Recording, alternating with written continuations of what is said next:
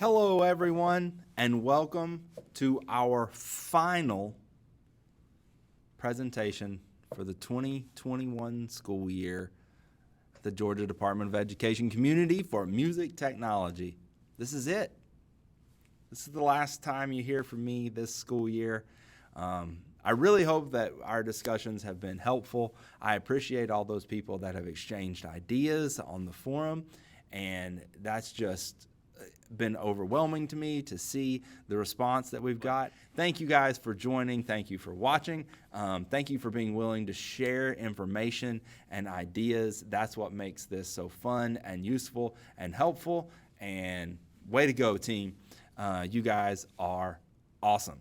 So today's topic that I want to focus on is how to, it's called preparing for a fresh start.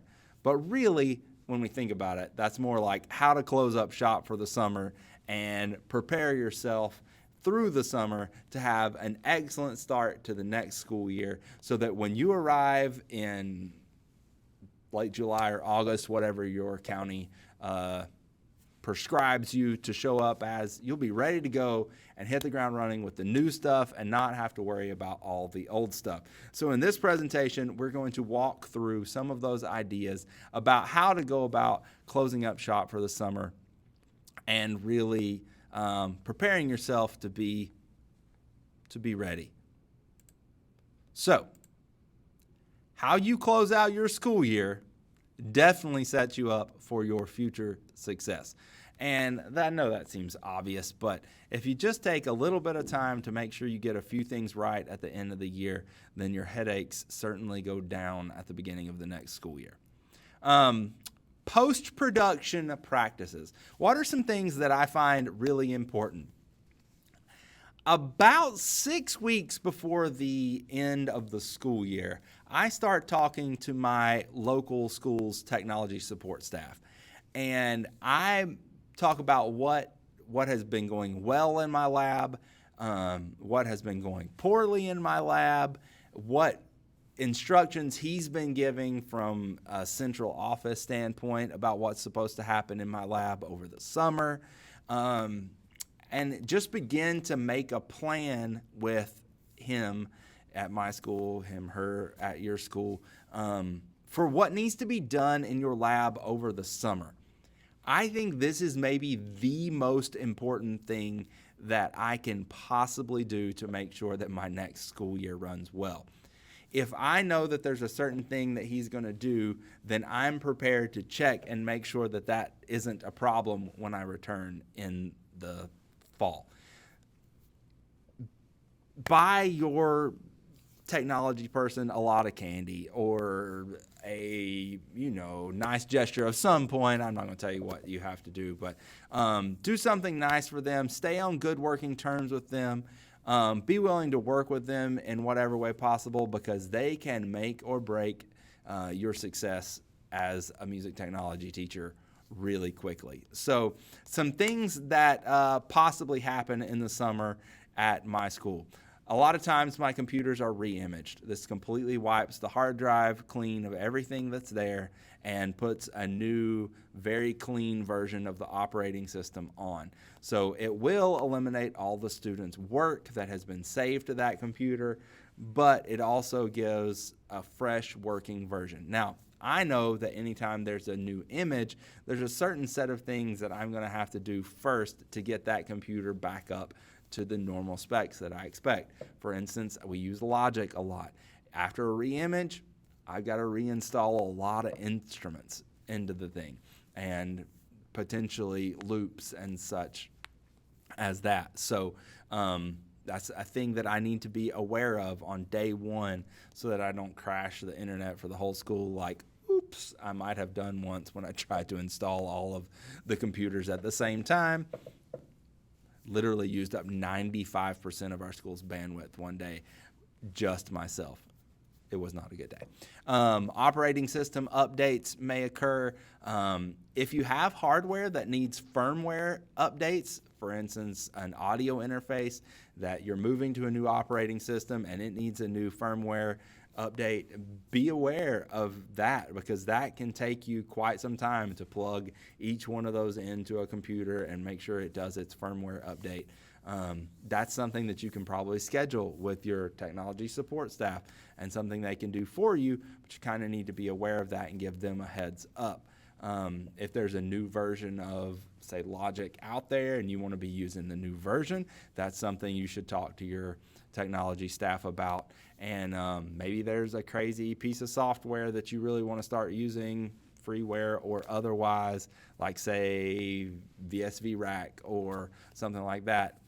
The summer is a great time to test out and see if that new technology is going to work in your lab. So I say all that to say, make a plan, have a plan, know what and when is going to happen so that you can be successful executing that over the summer.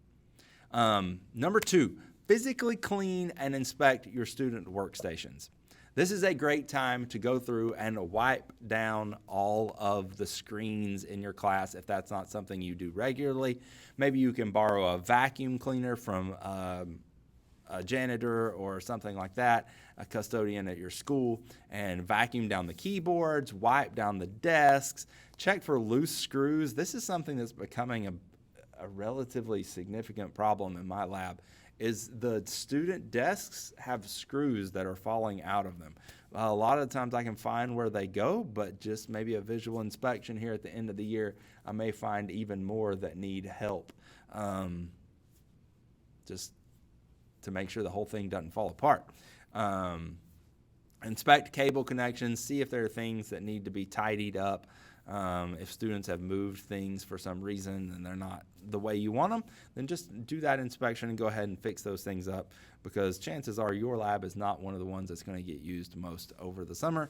Maybe it is, but the school is probably going to want those things to work over the summer if they come in and use them too. So just take some time, do a visual inspection, make note of anything that needs to be corrected if it's above your pay grade to do the corrections. Inventory your equipment.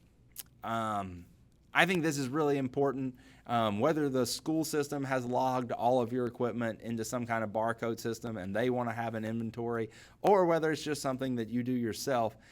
We've got a lot of microphones here. I want to make sure at the end of the year that we haven't had any of those microphones just walk out of the room and show up at some other place. So make sure you inventory your equipment. As you buy new equipment, go ahead and add that to a spreadsheet somewhere that you keep with your inventory. So at the end of the year, you just have a good idea. If it's lost, I don't know what to tell you to do other than you're aware of what's missing. So when you start the next year, you can make plans to either replace it or have alternate plans about what you're going to do around that.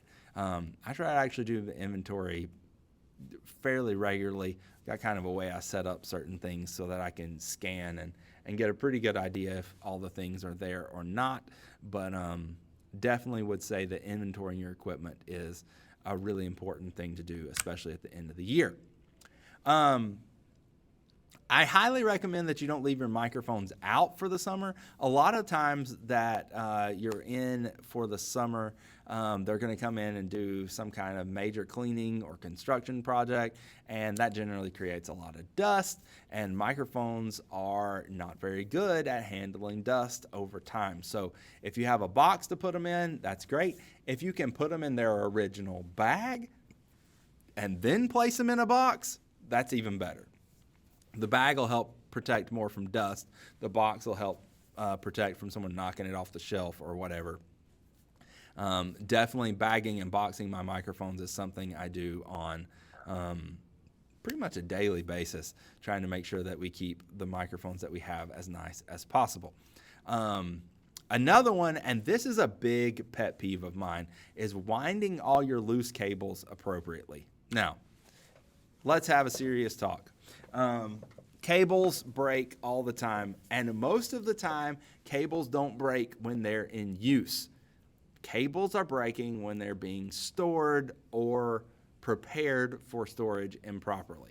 So if you don't know the basics of like how one of these cables work, is there are two solder joints that exist inside this cable, and there's one of them and the other is on this bottom inside. So there's two tiny cables that are being actually housed through the center of this larger cable. And then there's a protective sleeve here that's clear. And then there's this stress reduction material.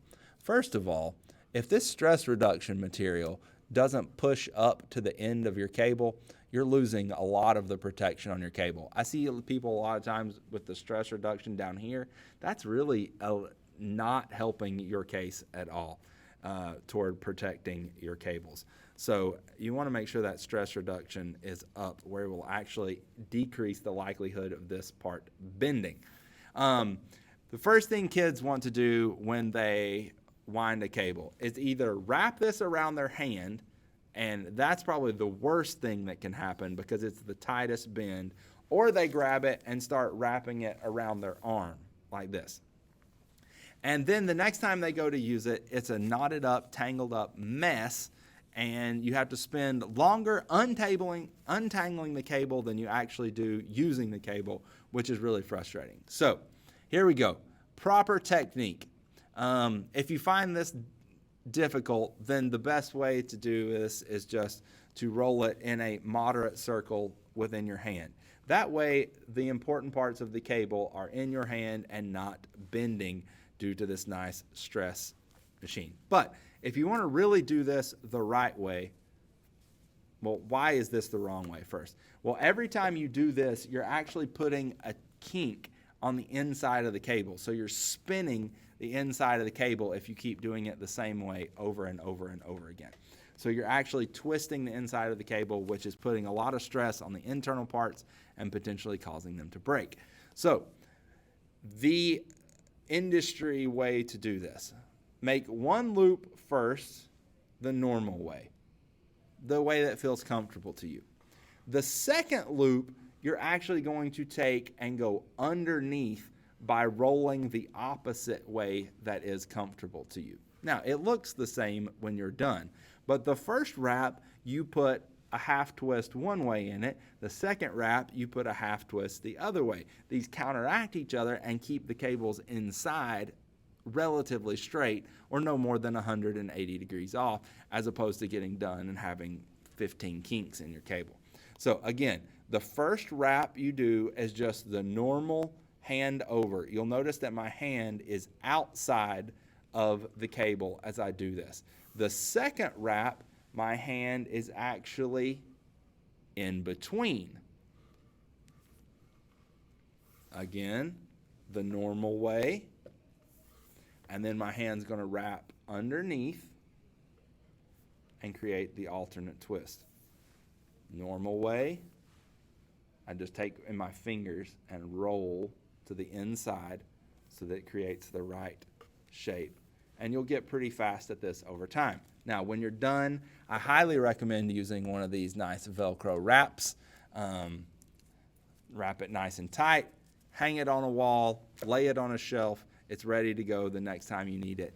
And if you've done it right, it won't be kinked up or have any knots in it when you go to pull it out. This is really important, I think, to protecting your investment and keeping everything nice and tidy in your room. Big advocate of cord winding the correct way. I actually have my students get a license to wind cords. I don't let them wind cords unless they've been trained. That seems OCD, but it's helped protect a lot of cables. If you have guitars in your room, and some of you may and some of you may not, it's a good idea, since you're not going to play them for about 2 months and the school building is hotter than normal, if you actually loosen the strings by somewhere between a half and a whole step. Don't loosen the strings all the way and just make them loose and floppy. That's not a really good idea for most guitars. But just a half to a whole step to take some of the tension off the neck as the weather and the heat in the building changes. That'll allow the guitar to move without potentially breaking.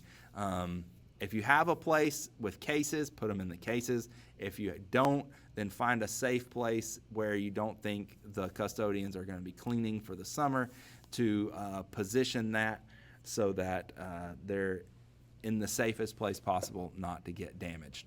So highly recommend the loosening the strings. Protect the strings, protect the instrument, all the good stuff. A friendly reminder on the technology front. On the first day you return to the building, and why do I say this? Because this has bitten me in the tuchus before. On the first day that you return to your building, log into all of your computers and test the software to make sure it's functioning correctly. So one year I waited until the 4th day of pre-planning to try to log into my computers and make sure everything was okay, only to find out that the county had updated something at their level, and no longer did the operating system we were working on function and allow logins. No one could log in. The computers were dead because no one could log in on my computers. So the re-imaging process had to take place, and that's really not a process for Apple computers, if you're using Apples, that go very fast. So needless to say, we were skirting the edges of possible to get everything set up correctly, and required a lot of emergency last-second procedures. So that's why I say go ahead on the first day, give yourself more time if there is a problem. Hopefully, there won't be. So now for your personal take on the end of the school year. Take some time, especially in those post-planning days, to just reflect on some things about the school year and really ponder these things. Number one, what did I rock at this year? What was really successful? What helped my students demonstrate learning, help them be excited about music making, help them along the way? And then what about that made it successful? That may be a bigger key to this whole puzzle than just knowing what was successful. If you can identify what made it successful, that's even better. I think a lot of times it's when students have the maximum amount of voice to express their own musical stylings that creates the most success. But it might be different in your program. So identify those things, celebrate those things. And then, importantly, how do you maintain that success? Is this a one-time whim that just like COVID really worked for you, but teaching in a normal classroom didn't? And then, so what did you learn from COVID teaching that can help you be more successful in the future or any other type of thing? How do you go about maintaining the success that you were working on? Also, why did you get 1 star on that project that you gave? Why wasn't this successful? You need to know why things that flop weren't successful. I know a project that I have done now for the 3rd time in my class. This time it is proving it was the first time it was pretty good. The second time, this time it's like, okay, finally, it's working the way I want it to do. I've tweaked the language I've used. I've tweaked what I've allowed the students to use to help them, all sorts of stuff. So I'm constantly having to process, like, why was this not successful? This is something I really want the students to be able to do. How do I get them there? So don't be afraid to ponder those things and really figure out how you can do better on those things in the future. Or if they just weren't necessary and didn't teach what you wanted them to teach, think about getting rid of them and replacing them with something entirely different. Did I create instructions so that all my students were successful? That's a tough one. It's a tough one. It requires a little bit of data looking probably.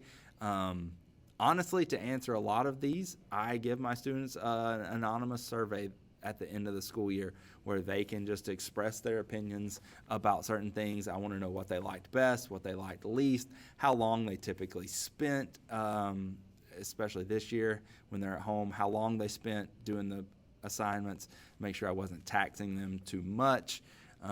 And if you'll let them be anonymous, you'll get a lot of information. Just don't wear your feelings on your sleeves, because sometimes they're going to get hurt. Some kids are going to build you up and make you feel great, and some are going to tear you down. But that's okay, because both can help you improve. Did you meet your own professional and personal goals? Well, did you have any personal and professional goals? That's one. But reflect on that. I know my professional goals over the past year have dealt a lot with how to be better as a mix engineer, learning to be better at understanding how to lay down compressors and equalizers and effectively generate reverb the right way. And I've made a lot of progress on that for my end personally. So I'm very excited about that. I'm excited to then carry those skills over into the projects that I want to create for myself, and to be able to share those skills with students as it goes along. So that gets you there. And then we get to planning for the upcoming year. I know the last thing that you want to do or think about when school is about to be over is planning for the next go-round. Well, I hope that each of you, this is your retirement, and we're going to have a whole new batch of people next year, and you're all going to be off and enjoying your retirement and loving it. But I kind of doubt that's really going to be the case for most of us. So we need to think about planning for the upcoming year. So what's number one? Take a break. You've earned it. If you're not retiring, I hope that each one of you gets to visit one of these little chalets over the water. I wish. This is like a dream of mine, y'all. As weird as it, maybe it's not weird. I'm sure you guys want to do it too. I would, at some point in my life, I want to take a vacation to one of these places where you just have this little private thing and you can look out over the water. I think it'd be so fun. And I'm not even a beach guy, but this is like one of the things I think would be the most fun. So take a break. Take a break. Step away. Just leave it all for several days. Don't jump into the work right away. Give yourself some time. Find something fun. My wife loves to cross stitch. She's also a teacher. I think she'll be cross stitching a lot in those early days in June. I like to woodwork. I've got several things on my to-do list about woodworking that I want to get done. And hey, we're going to take a little trip with our almost 3-year-old to Disney World to have some fun and get away. Like, take that break. You've earned the break. Take it. Enjoy it. Sleep a whole day. No one's going to judge you. But what do you do when being on break becomes boring? Well, I don't know that ever happens. But what do you do then? Set a personal project goal for yourself. This is maybe the thing that helps me the most as a music technology teacher, is I like to set these personal project goals for myself. Make it achievable, make it fun, and don't be afraid to get experimental with it. So last summer, one of the things that I really wanted to do is work on playing country lead guitar and get better at recording that and making the sound that I really wanted. I'd gotten some gear. I had been practicing a little bit, but I really wanted to dive into making a good recording of me playing country guitar. So I set out on the song Eastbound and Down by Jerry Reed. It's one of the songs from the movie Smokey and the Bandit. I love this movie. I love the song. It's so much fun. It challenged my electric guitar playing a lot to be able to copy some of his licks and make up some of my own. So I was super excited about that. Then I set up, I recorded, I did me singing. I actually recorded my dad playing banjo. It was neat to try to get a good banjo recording in. And the outcome of that was so much fun. It was a fun project.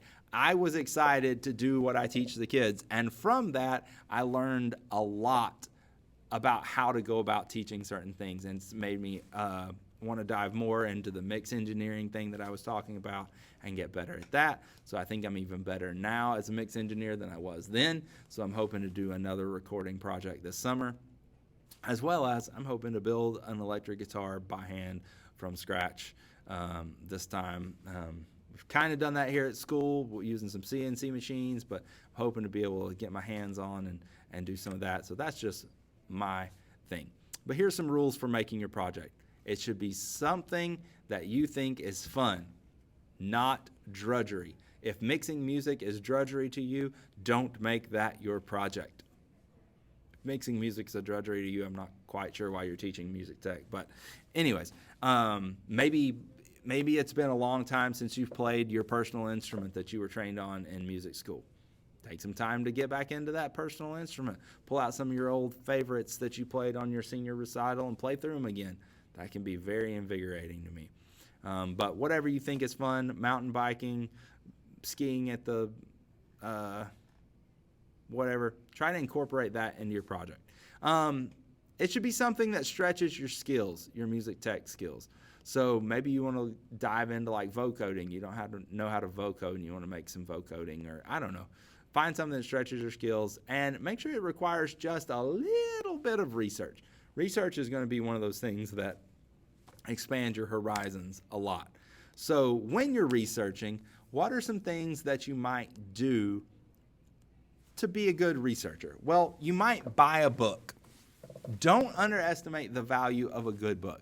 There are a few things that are important about good books. One, you'll either learn the right way to do something, or two, you'll learn a way that you absolutely disagree with about how to do something, and that can be just as important as finding the right way. Sometimes you identify like, oh, this is definitely not what I want, and it's not the way I want to teach my kids to do this, and I'm sure that some of them are doing it this way, so you can identify with them and move forward with what you're doing. Find a reputable music deal website like the NSYNC portion of Sweetwater.com. That site is full of great information for how to do things, not just products to buy. Sweetwater is phenomenal. They have what they call Gear Fest each summer. So if you want to, you can even go up to Fort Wayne, Indiana. They have PD sessions. They have live concerts. They have all the gear you could ever want laid out in big tents. Super cool. Find something like that to do. That's a good way to research.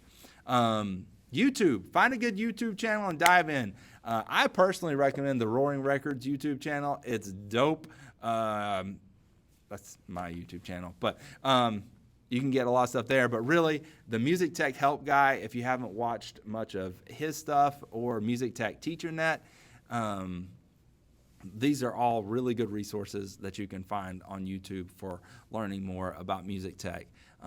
If you aren't familiar with Tweed Recording, they've actually curated a lot of YouTube channels and combined videos. If you get in contact with them, you get added to their Google Classroom page as a teacher, and they've curated just tons of good videos to help you really quickly narrow down to the best of the best on particular topics in music technology. You can check for local training programs that offer professional development. Again, Tweed Recording is one that comes to mind. They're offering a free session that is a Friday night session, all-day Saturday session to teachers. Get in contact with Melissa Bateman at Tweed Recording if you would like to jump in on that. I know our county offers a day or two of professional development for our teachers. Go hang out. If nothing else, you're connecting with other cool people.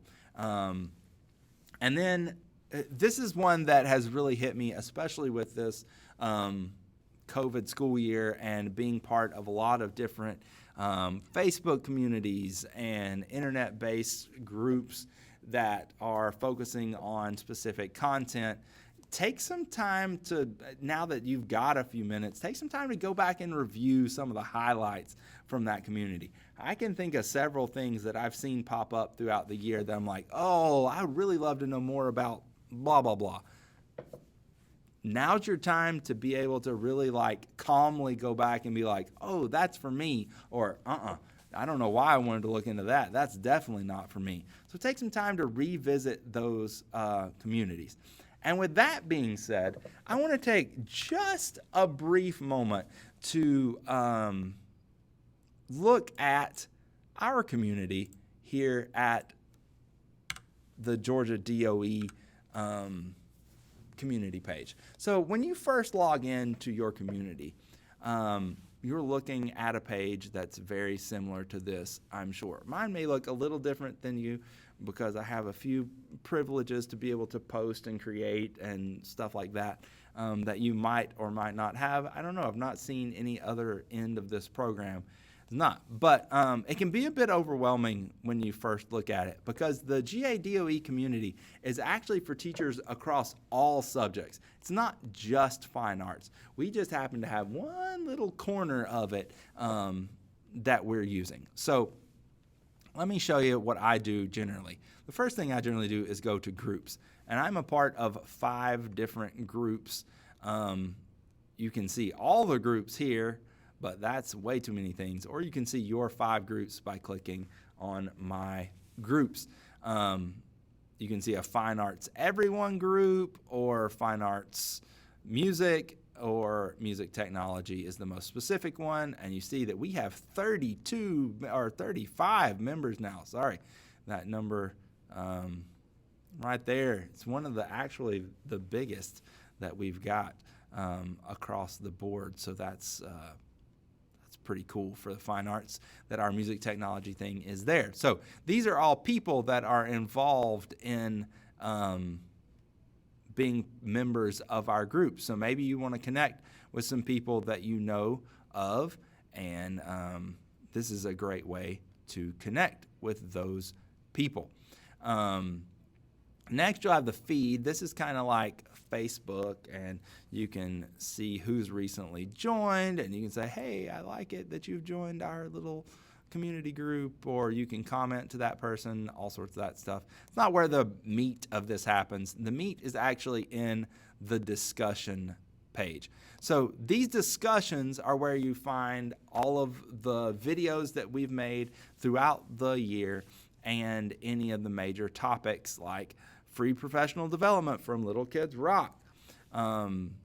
So if you click in on a discussion, this is where I post the information for you to do.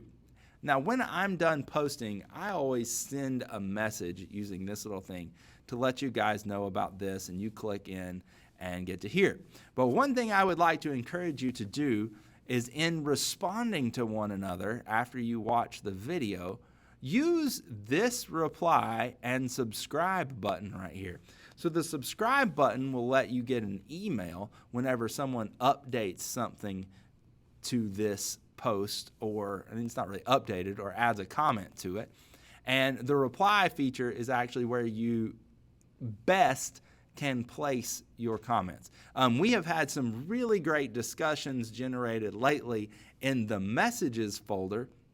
But the problem with that is they don't actually save so that new members can come in and see our discussions and learn the new information. So as you're going through this, make sure to use this reply button so that all of the great conversations that we've generated over the past 3 months or so can be there for people in the future, people that join our community and want to share and be part of us over the summer and into next school year. They can go back and use this as a nice resources of things that we've learned, and they're hip and ready to go and can reply to what you guys have already said and generate new comments and stuff, and we can make this a really useful think tank where we're all sharing information. So I hope that that is something that you will consider doing and exchanging ideas with. I know that that is really important to me, that we're able to connect like that, and I hope that you find it useful as well. So I would just like to say thank you for being a part of our Georgia Department of Education community for music technology. It means the world to me that you would watch this and be part of sharing this. I truly hope that all we're doing here is expanding the possibilities and the incredible excellence that already happens in our Georgia music technology stuff. I think the field of music technology in our state only can go up. And as we continue to add students and teachers each year, I think we're going to see these students one day take over the industry within our state, and that is just so incredible to me. Thank you guys for being a part of this year. Look forward to seeing you guys again next year. Have a great summer.